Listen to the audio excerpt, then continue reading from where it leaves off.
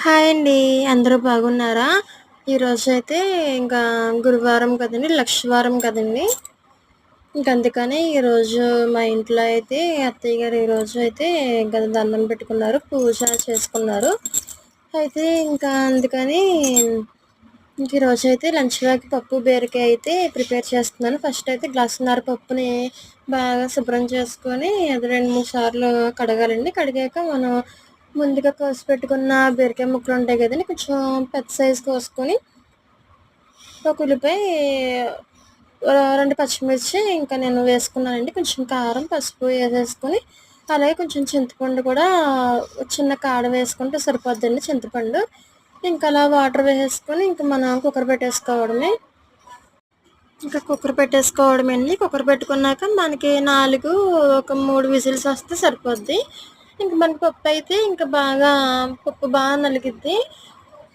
మెత్తగా అయిపోయాక పప్పు కొంచెం బీరకాయ ముక్కలైతే మనకి అక్కడక్కడ తగులుతాయండి. బీరకాయ ముక్కలు మనకి అలా తగిలితేనే మనకి పప్పు అన్నది టేస్ట్ అనిపిస్తది.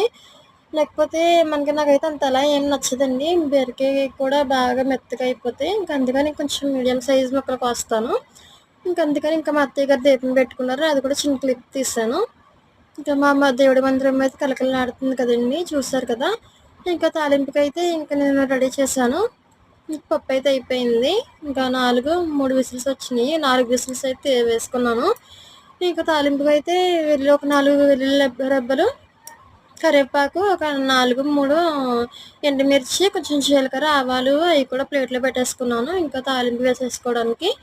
కుక్కర్ దింపేసుకున్నాక కొంచెం గొరకప్పు వేసుకొని పప్పు గుత్తితో మనం బాగా స్మాష్ చేసేసుకున్నాక తర్వాత తాలింపు వేసేసుకోవడమే.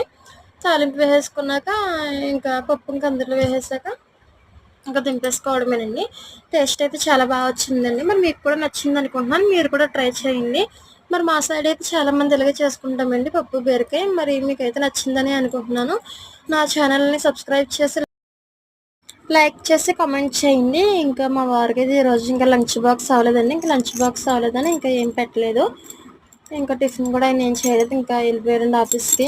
మార్నింగ్ అత్తయ్య నేను లేవగానే మా అత్తయ్య గారు నేను తలస్నానాలు చేసేసి దేవుడి కాడ అయితే పూజ చేసుకున్నాము. తర్వాత వంటకాడికి వచ్చానండి. తర్వాత చెప్పాను కదండీ! చల్ల మిరపకాయలు, గుమ్మడికాయలు, అప్పడాలు గట్టా వేపాను. వాటికి కాంబినేషన్ బాగుంటుందని. నా వీడియో అయితే ఇంతేనండి. Bye bye.